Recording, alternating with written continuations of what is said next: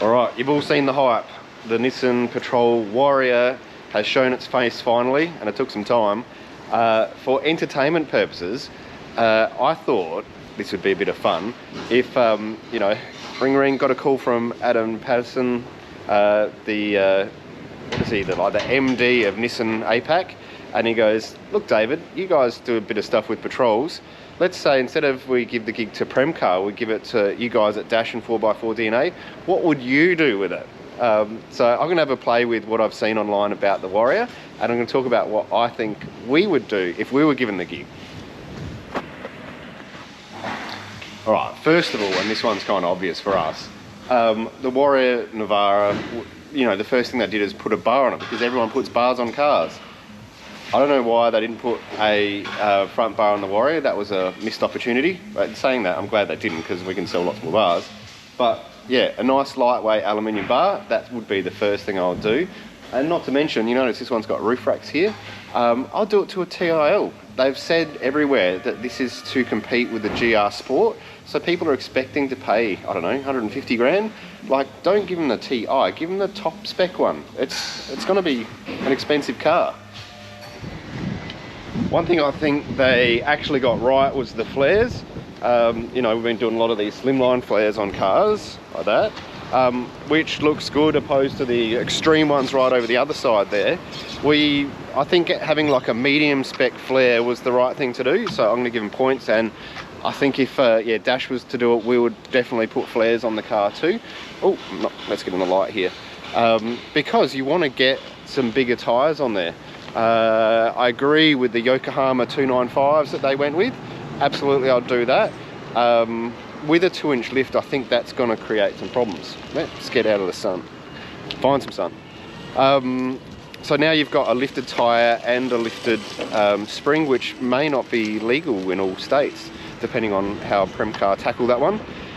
So I've got to be honest, I think the lower lifts actually make a better car anyway. So I would do a 30mm lift, and probably do it in that colour of the coil too, because that's kind of our Dash colour. But I'd do a 30mm lifted coil all round with a 295, which would just keep you under that 50mm, and it would perform on-road and off-road perfectly. I would absolutely upgrade the rear lower control arms, because we all know that they fold, and people that are towing are going to need that anyway, and most people that own patrols tows. Most. Last time I said that, I got beaten up. And it would set you up for like a GVM upgrade down the track if that was required too. Doing a 50mm lift straight out the box, I haven't seen any consideration for diff drop or geometry or anything like that. Maybe it's there and I just haven't seen it, but I think there'd be a lot of Warrior owners that would go out and push these cars hard and end up busting CVs. So yeah, maybe when we see the actual car, it'll be different, who knows. And I'd say the same with that exhaust too. Like, when you think about it, Nissan have given you the perfect tool in the TPMS, tyre pressure management sensor, or monitoring sensor, to tell you whether that exhaust pipe coming out next to the rear tyre is going to heat it up or not. Like, everyone's going to go and do their, you know, first 100 Ks and go, oh look, my back right tyre's, you know, 5 psi more than every other tyre. So I'd probably not have done that either. I bet there's some valve that, you know, is for off-road use only or something, but that's even worse, as if you want higher pressures off-road. Anyway, all right, I've even written notes for this one.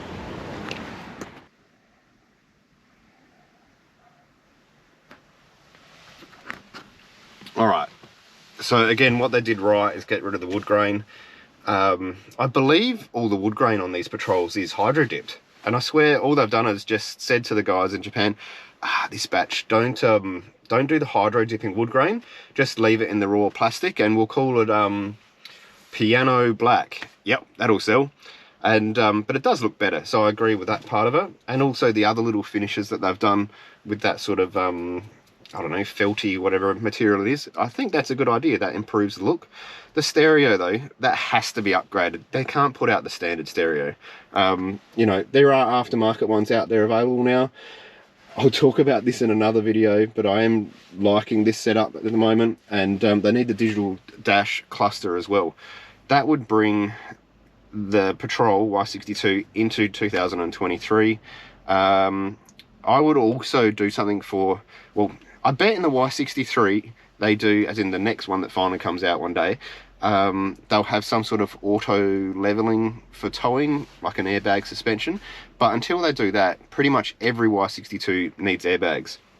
As soon as you put 6 people in it, like, you really should be pumping up your airbags. So I would do some sort of like onboard air sort of thing like this.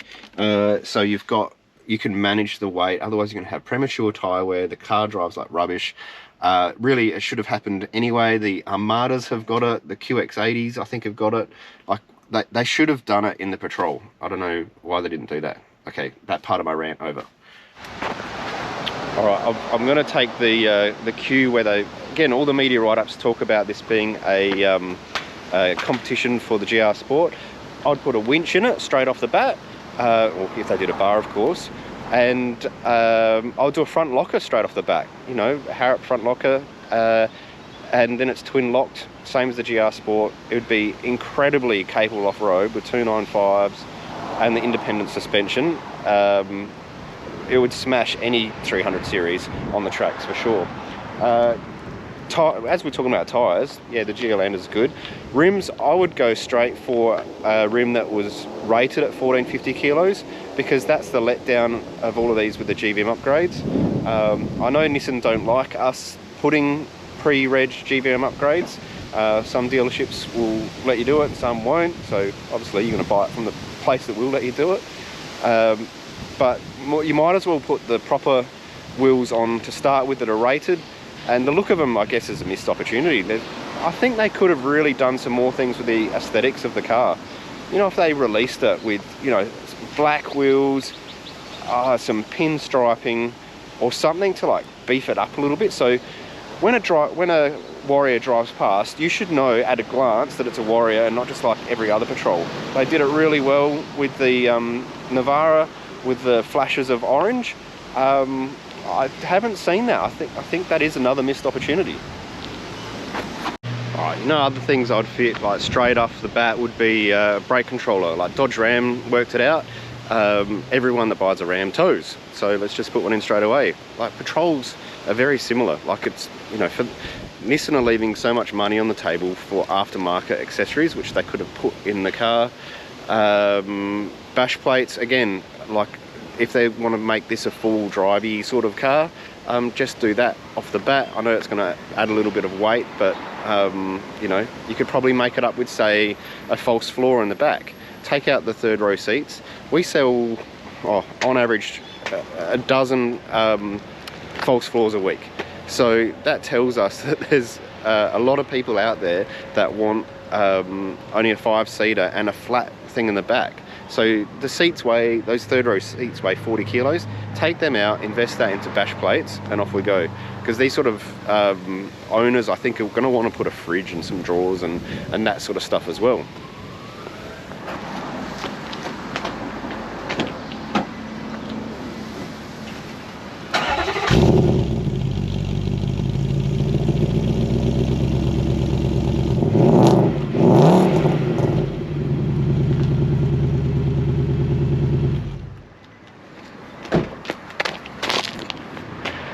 The Samurai's...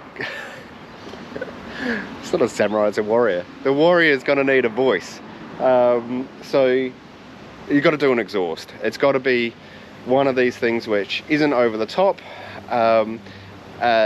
But again, if a Warrior drives past you and you don't turn your head when you hear the V8 sound, Nissan, you have failed. So you've got to give it a voice. You have to.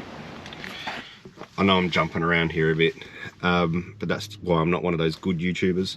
Back into the interior, we've seen, like, this is dated, it really is, and it wouldn't be that hard to fix. So you can get all the leather reupholstered in that diamond leather, similar to what they do with the Navara. So it's not as if they have to like reinvent the wheel here. Black out the roof lining, and that would lift the interior. Like once you've done the stereo and wood grain delete, you'd probably do a chrome delete on the outside as well, actually. But once you've done all of that, that would really give the car a look. Doesn't matter what color it was in, whether it was, I could see a white one with like full chrome delete, black grille, black interior. Like that would be something special, and I think that would be something that people would buy. Now, for giggles, I sat down and everything I've just mentioned, I've written out as a quote. Came to $61,426. TI is probably 100 grand. So we're talking 160 grand's worth of car now.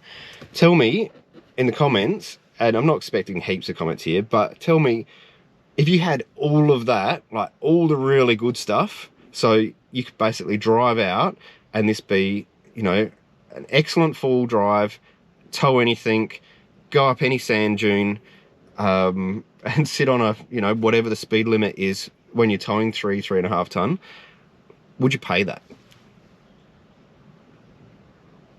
Big question. I know a lot of the customers that come through here spend that amount of money on cars, so I think there is a market, but yeah, you let me know, and I'd love to hear your thoughts about the Warrior as well. You can put them in the comments, we're gonna have a bit of a chat. All right, that's this week's video, just a quickie, but I thought it was timely to talk about Nissan and the Warrior. And if Mr. Peterson, you're watching, feel free to give me a call. I can help you with the Y63 Warrior. There you go.